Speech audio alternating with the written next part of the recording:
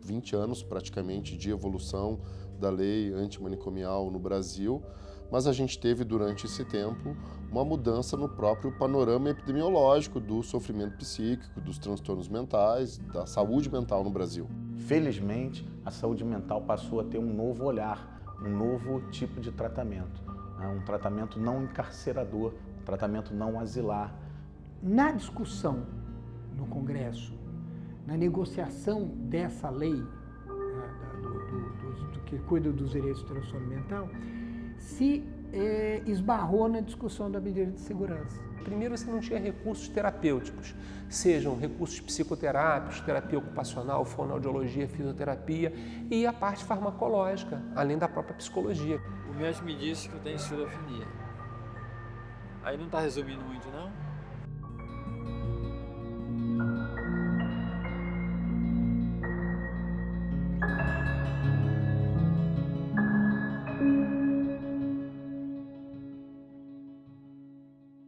Se pudesse descrever a experiência da loucura como uma doença mental, é alguma coisa que é contemporânea da Revolução Francesa. É um momento na qual se afirma de maneira mais clara todo o discurso médico, de maneira a qualificar a experiência da loucura como alguma coisa da ordem médica. E para isso se cria um lugar especial para essas pessoas. Eram chamados de sanatórios, que era o Sisana vem de sanos, saúde, eram lugares de saúde. Então você tinha os sanatórios para tuberculosos, tinha os sanatórios para saúde mental, enfim, problemas respiratórios. Então você tinha grandes hospitais aonde você tratava determinadas patologias. Esse modelo foi implantado inicialmente no Brasil. O que acontece com a saúde mental? Nessa época, estamos falando do século XX, a compreensão da saúde mental não era a que a gente tem hoje. Um período nefasto na saúde mental do Brasil.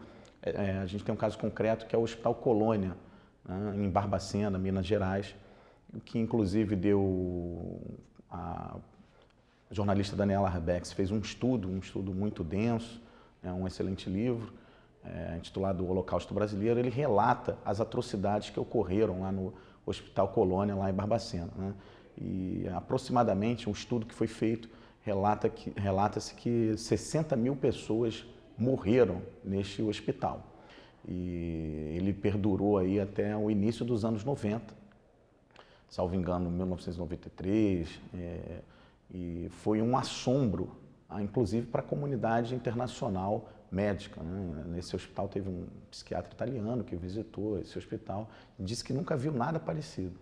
O maior medo que eu tinha era tomar remédio, porque o remédio que eu tomava era muito forte. Às vezes eu nem precisava, mas o remédio não era assim para tratamento não, mas era para castigo. Aldol, eu tomava muito, era Neuleptil. Em gota, nem sei se ainda existe. Na verdade, eram espaços de confinamento. E esses espaços de confinamento foram espaços de muito sofrimento, de um tratamento que sempre foi de muita violência e de muito abuso. Basta dizer, na Europa, banhos gelados de tratamento, formas possíveis de se tentar lidar com o apaziguamento do sujeito agitado, tentando criar maneiras de reduzir aquela agitação.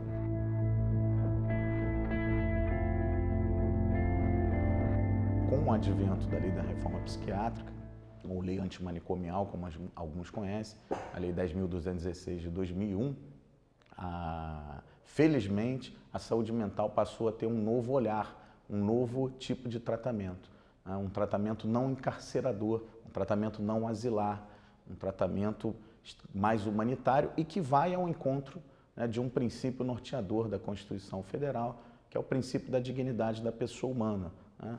E os pacientes passaram a ser, digamos assim, incorporados na sociedade, não alijados da sociedade. Na discussão no Congresso, na negociação dessa lei do que cuida dos direitos do transtorno mental, se esbarrou na discussão da medida de segurança. Então, se criou uma terceira categoria, que é a internação voluntária, a internação não voluntária e a internação compulsória. A internação compulsória é aquele sujeito que tudo indica que ele, no momento que ele cometeu o crime, ele não era capaz de compreender a natureza criminosa. Tudo indica, mas ele ainda não foi julgado, ainda não passou por uma perícia. Então, o juiz dá uma determinação de que ele seja internado. Ele não vai ser preso, ele vai ser internado enquanto se verifica se ele é imputável ou inimputável. A gente acabou tendo uma redução de leitos para internação de saúde mental no Brasil de maneira bastante expressiva. É muito positivo fechar leitos que não tinham qualidade, mas ficar sem ou com pouco acesso de leitos para aqueles preciosos momentos em que eles são necessários, que são os de maior gravidade, que são de curta duração, que são apenas para algumas pessoas, que estão no pico da gravidade do seu problema de saúde, aí a internação psiquiátrica, às vezes, se faz necessária. Estima-se que a depressão vai se transformar, possivelmente, na causa que mais retira as pessoas da vida, do dia a dia, do trabalho, enfim. Mas, além da depressão, a esquizofrenia, os transtornos ligados ao uso de drogas, decorrentes do uso de drogas. A gente teve praticamente o surgimento de uma nova droga, que é a questão do crack, que de 2001 para cá, na virada do século 20 para o 21, praticamente inexistia, e trouxe esse outro retrato para a dependência química no Brasil. E, além disso, há um crescimento constante de sofrimento psíquico entre as pessoas e de um aumento de incidência e prevalência de alguns transtornos mentais, inclusive com fenômenos bem recentes, como esse fenômeno das adolescentes femininas, né, meninas, nem só adolescentes, meninas na puberdade, com casos ligados à depressão, com risco de suicídio, com automutilação, um fenômeno que está assustando bastante a comunidade médica, a comunidade dos psicólogos, os acadêmicos, os gestores, não no Brasil, no mundo inteiro, né? Sei que eu queria que fosse assim, mas não, pelo jeito não é assim, entendeu? Eu sou ansioso demais, muita ansiedade. Eu queria que fosse assim, rápido demais, para me evitar de eu fazer as coisas com as pessoas na rua, de ter amigo na rua, de ter minha esposa não vinha me reclamar, do que eu chegar em casa, não ter que bater em alguém na rua, em motorista na rua, ou discutir com alguém na rua. Eu não queria ser assim. Comecei a ficar doente de um surto, porque eu não estava mais aguentando, eu não estava mais suportando. Eu cheguei a um ponto de querer me suicidar. Cheguei a um ponto a me querer a matar ele para me ficar livre da situação.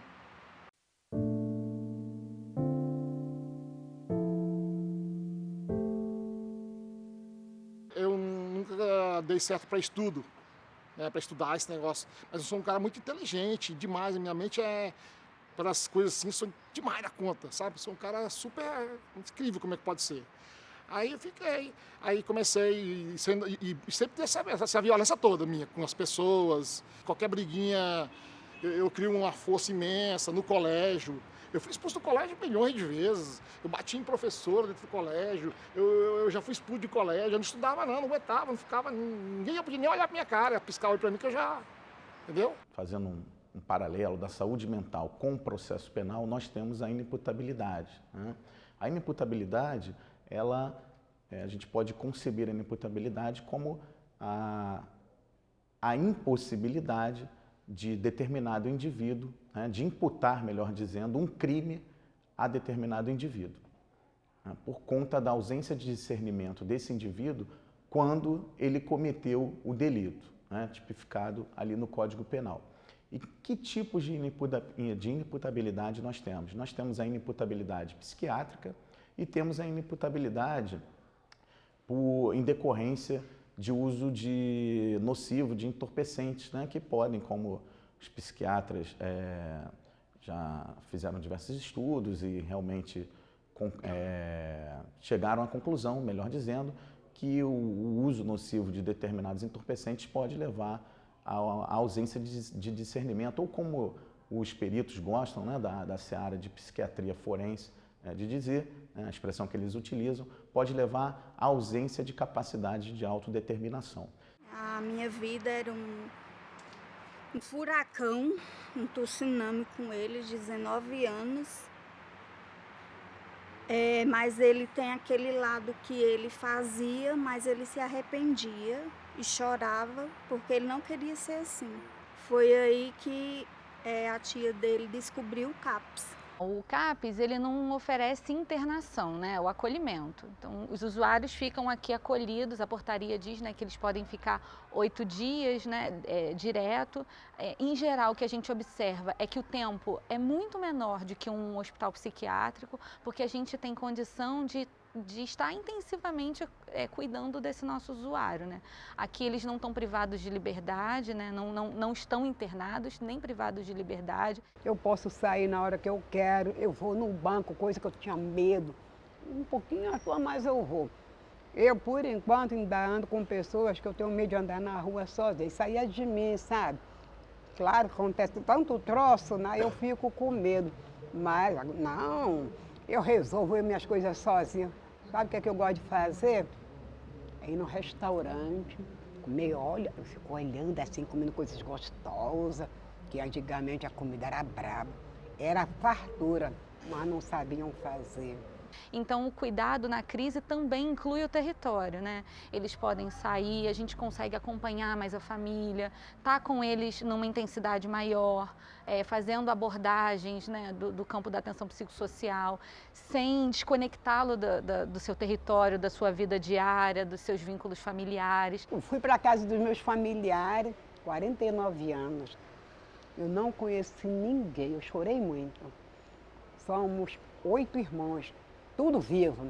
O CAPS ele é composto por uma equipe multidisciplinar, né? E aqui a gente oferta atendimento médico, de enfermagem, psicológico, terapia ocupacional, musicoterapeuta, nutricionista. Então toda essa equipe é fundamental para o acompanhamento do nosso usuário na sua complexidade, né? A gente teve um crescimento muito grande nesses últimos quase 20 anos de serviços de base ambulatorial, principalmente os centros de atenção psicossocial. São em torno de 2.500 no Brasil. Ao mesmo tempo, o sistema de monitoramento, tanto da produção assistencial desse serviço como da qualidade assistencial, nunca foi muito desenvolvido. Então a gente tem uma certa dificuldade de conseguir com exatidão e precisão saber exatamente o tamanho da resposta desses serviços aos problemas que a população que está, né, em sofrimento psíquico ou com algum transtorno mental já instalado, sofrendo de alguma doença psiquiátrica, a qualidade e a quantidade da entrega desses serviços. Se você for Rio, São Paulo, BH, Porto Alegre, você vai ver populações de pacientes com transtorno mental nas ruas, como população de rua. Eu vou te garantir, se você pegar o serviço social aqui da cidade e for fazer um trabalho de pesquisa na população de rua, você vai encontrar pelo menos 50%, eu estou sendo muito modesto, que tem transtorno mental. Eu queria ajudar. Quando o telefone tocava, eu já começava a se tremer, porque eu já pensava que ele tinha feito alguma coisa no trânsito. Alguma coisa, ter passado por cima de alguém, ter descido, batido em alguém, porque ele é explosivo. Então eu ficava com medo de atender telefone. Quando era o número dele, pronto, ali eu já começava a ficar com aquela ansiedade, já começava a vir os pensamentos. Aí foi que eu não comecei mais a dormir, eu não tive mais paz, porque eu não estava sabendo lidar.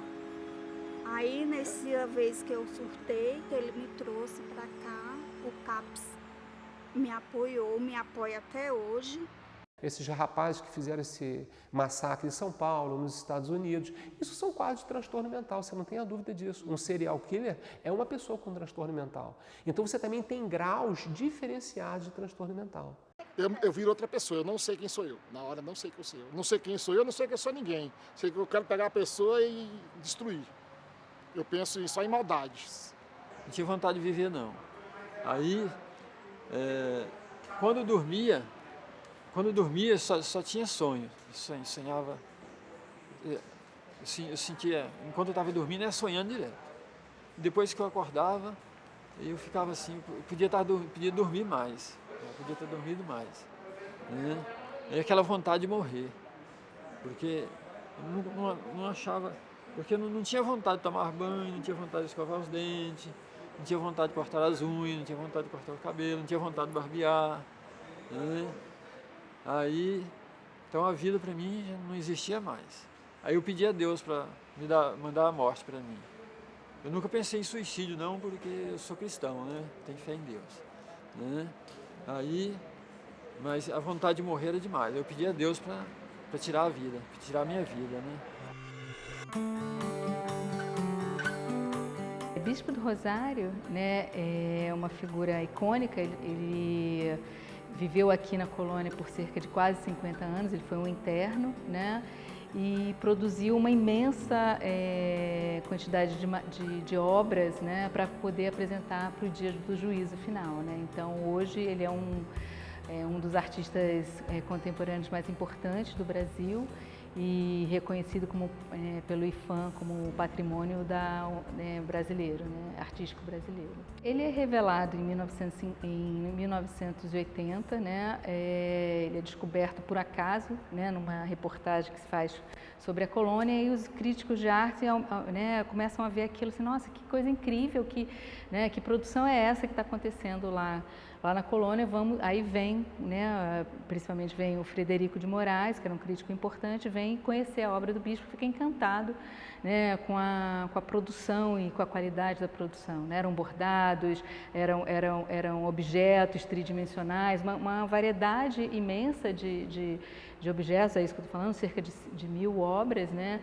E que apresentavam o mundo. Né? E o que o mais curioso é que ele vai trabalhar isso a partir de objetos que ele encontrava aqui no manicômio. Então, ele desfia o uniforme, né, dos internos para produzir a linha, que é a linha que ele vai bordar. Então, todo esse trabalho acaba sendo de uma qualidade estética impressionante, que é reconhecido e deixa de ser visto como algo exótico, né, de uma produção louca, para poder ver que tem uma grande qualidade estética que coloca ele hoje como um dos artistas mais importantes brasileiros, né, de arte. A doutora Anísia Silveira é uma figura ímpar, né? Ela é um ícone no Brasil, na medicina, na psiquiatria. A doutora Anísia, ela trabalhava na colônia Juliano Moreira e ela convivia com aquele quadro. Né? Aí nós vamos dar um destaque para um quadro psiquiátrico chamado esquizofrenia, que é assim, a tônica da coisa. A esquizofrenia, a grossíssimo modo, ela cursa com uma quebra do eu da pessoa, esquizofrenia, quebra do pensamento. Então a pessoa ela perde a capacidade de coerência que nós achamos que nós temos no dia a dia, né? Então ela lidava com isso. Isso eram pessoas que realmente eram confinadas para sempre, que é o que a gente chama do maluco, né? Um cara que fica na rua e queima nota de 100, aqueles estereotipos que já estamos acostumados, né? A pessoa que é até bizarra, às vezes pelada, enfim, tem essa cisão. E a doutora Anísia trabalhava com isso. E nessa época tinha pouquíssimos recursos terapêuticos. A farmacologia era jurássica.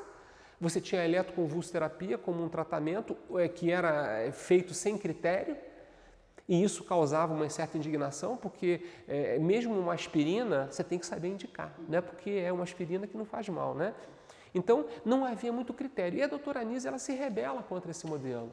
Ela passa a querer ver uma outra maneira mais humanizada de tratar essas pessoas. Então ela começa a trabalhar isso. E ela então passa a revolucionar também essa maneira da visão da psiquiatria. Ela é um dos pontos nessa reforma psiquiátrica. Ela foi uma das que questionou o movimento também. Então ela é um alicerce fortíssimo. A gente sempre cria redes de cuidados, né? A gente não entende que o CAPS é o único dispositivo capaz de dar conta desse acompanhamento, então a gente faz muita parceria com a clínica da família, né? Com a escola, com o serviço social, tudo de acordo com um projeto terapêutico singular. Para cada usuário, a gente tem um projeto terapêutico que vai ali, a partir das demandas de vida dele, orientar quais são os cuidados que a gente vai precisar dispensar. Essa questão da crise convulsiva com a melhora do sintoma psicótico sempre teve na medicina. Aí o que acontece? Viram que pacientes diabéticos que tomavam muita insulina e faziam hipoglicemia tinham crise convulsiva.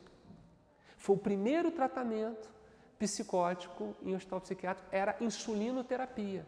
Pegavam insulina e jogavam na pele subcutânea e colocavam a glicose lá embaixo, a pessoa tinha uma crise convulsiva, depois davam glicose e ela melhorava. Aí, na Itália, um médico observou duas pessoas que estavam mexendo na rede elétrica, o cara levou um choque, caiu no chão e teve uma crise convulsiva pelo choque. Aí ele falou, poxa, por corrente elétrica eu posso fazer uma convulsão. Daí se inventou o aparelho de eletroconvulsoterapia. Eu tive a primeira mulher, tive a segunda mulher, as mulheres elas vão-se embora, elas não aguentam eu com medo, elas têm medo de mim, da minha reação. Eu chego em casa, eu quebro geladeira, eu quebro os vidros, para poder passar raiva, que eu passei na rua, que eu não consegui pegar fulano para fazer isso. Aí eu chego em casa, eu quebro, vou quebrar as coisas dentro de casa. Aí elas me largam eu. Aí já penso em suicídio, já tentei me cortar, já tomei vários tipos de remédio, quando eu fico sozinho, entendeu? Aí eu faço essas coisas. Penso em botar a corda no meu pescoço, um monte de coisa. Em torno de 1% da população, uma estimativa, é portadora de esquizofrenia, que é um quadro mais grave dos transtornos mentais. Então é um transtorno que a gente chama de severo e persistente. No entanto, não é razoável imaginar que essas pessoas, 1% da população, deva estar confinada num espaço separado da sua família, do seu cuidado, das relações com os amigos, do contato e da interação e o acesso a todas as possibilidades da cidade. Depressões profundas, em que não há resposta ao medicamento. Esse tratamento da eletroconvulsoterapia, ele nunca é o primeiro tratamento. Ele é depois de terem tentado algumas coisas. Esquizofrenias que não respondem a tratamento. Porque em ambas, na depressão a senhora vai ter o risco de suicídio e na esquizofrenia você pode ter o risco de vida da pessoa e de terceiros. Então ele entra nessa escala, mas antes tem que ter sido tentado um certo número de diferentes medicamentos sem eficácia para chegar naquilo ali. Então, assim, eu acho que é um momento até de rever isso de uma maneira clara, sensata e ver também a efetividade. Sempre eu tive a esperança que ele ia mudar. Sempre eu via nisso, porque eu sabia que ele não queria ser assim, porque eu via a tristeza dele quando tinha um acontecimento, desavença, confusões em rua e tal. Um dos métodos de tortura é o eletrochoque, que não tem nada a ver com eletroconvulsoterapia. A máquina de eletroconvulsoterapia, para a senhora entender, se a senhora encostar o dedo na corrente elétrica, são 220 volts. A eletroconvulsoterapia são 220 milivolts, é 1000 vezes menos do que tem na tomada. Só que ela tem uma amperagem alta, o que faz a crise. Então não chega nem, se faz cosquinha perto disso. Só que o local que ela é colocada é o local correto, para o que se quer. O eletrochoque são 2 fios desencapados que são colocados em diversos locais do corpo, genitália, unha, enfim, e tem uma manivelinha que regula a velocidade daquele choque. E isso foi usado como método de tortura. Eu estava tomando a tal de imipramina. Aí eu estava perdendo muito peso com a fluoxetina. Estava perdendo muito peso, né? Eu sempre fui magro, mas essa fluoxetina estava me fazendo emagrecer mais ainda, né? Aí, porque o meu peso é 62 quilos, aí eu fui para 57, fui para 55 quilos, né?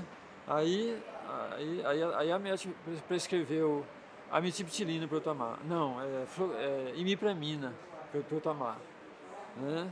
Mas só que eu tava tomando sem água, aí estava ferindo o meu estômago, né?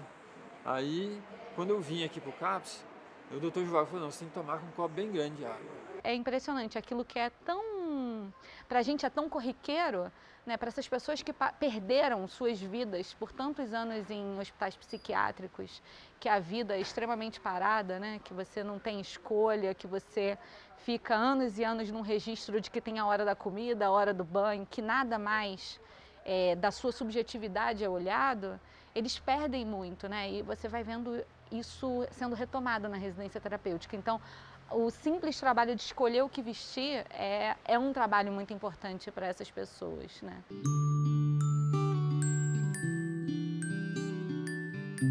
São 20 anos praticamente de evolução da lei antimanicomial no Brasil, mas a gente teve durante esse tempo uma mudança no próprio panorama epidemiológico do sofrimento psíquico, dos transtornos mentais, da saúde mental no Brasil. A gente tem usuários de 30, 40 anos que entraram crianças ainda para uma internação psiquiátrica, porque era o modelo de cuidado daquela época, e aí então vão podendo sair e a gente vai vendo os ganhos, né? O efeito da internação prolongada, ela é muito deletéria na vida do paciente, né? Se eu encontrar irmão de fé, irmão da minha igreja, que quiser ir para a roça comigo, eu volto, futuramente, né? Eu volto. E também morar com minha mãe, né? Eu gosto muito da minha mãe. Só que, infelizmente, ela está me perseguindo muito. Mas eu tenho aquela fé, aquela esperança que ela vai parar de me perseguir. Né? E para a gente ainda viver junto, né? Eu pretendo me casar ainda, né? Estou com 54 anos, mas eu pretendo me casar. Aí levar minha mãe para morar comigo. Né? Esse é o meu sonho. Hoje a vida é normal. Nossa vida é normal. Normal. Hoje Na minha casa, eu mais ela, são outras pessoas. não tem mais confusão.